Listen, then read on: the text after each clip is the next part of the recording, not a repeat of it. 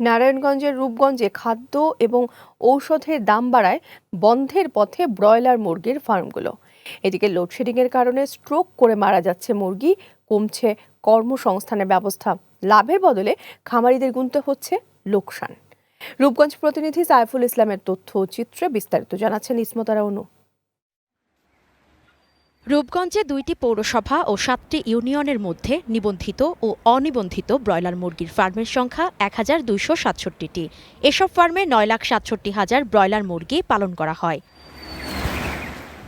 এই খামারগুলো থেকে রূপগঞ্জের আমিষের চাহিদা মিটিয়ে অন্যান্য জেলায়ও বিক্রি করে খামারিরা। আগের তুলনায় এখন খাদ্য ও ঔষধের অধিক মূল্য বৃদ্ধির কারণে এসবের যোগানে হিমশিম খাচ্ছেন তারা। পাশাপাশি লোডশেডিংয়ের কারণে রোগাক্রান্ত হয়ে মারা যাচ্ছে মুরগি। আবেদন করে যেন খাদ্যের দাম কমায় এবং ওষুধের দাম কমায়, তারপরে কারেন্ট যেন ঠিক মতন দেয়। আগে আমার 3-4টা ফার্ম আছে, অনেক ছাড়া যায় না, মানুষ রাজ্যে পোষে না, আমাকে লস যায়।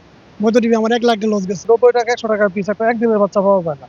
তো এইভাবে যদি সিন্ডিকেট চলে, ডিম ধরনের মানুষ মুরগি ফার্ম বন্ধ করে দেয়। যদি খাদ্যের দাম কমতে থাকে তো ফার্ম চালাতে পারবে, আর গরিবটা কি খেয়ে বাঁচবে। প্রাণী সম্পদ কর্মকর্তা বলছেন, উন্মুক্ত বাজার নিয়ন্ত্রণ করার কোনো সুযোগ তাদের নেই। বিজ্ঞানসম্মত পদ্ধতিতে মুরগি উৎপাদনের পরামর্শ এই কর্মকর্তার। আমাদের পরামর্শ থাকে আমাদের খামারিদেরকে যেন তারা বিজ্ঞানসম্মত পদ্ধতিতে যেন কম রোগ শোক হয় এমনভাবে পরিকল্পিতভাবে লালন পালন করা, তার ব্যয়টা হ্রাস করা হচ্ছে আমাদের মেইন ফোকাস থাকে। একই সাথে আমরা তাদেরকে চিকিৎসা প্রদান করে থাকি। খামার টিকিয়ে রাখতে সরকারিভাবে নজরদারি ও সহায়তার দাবি রূপগঞ্জবাসীর।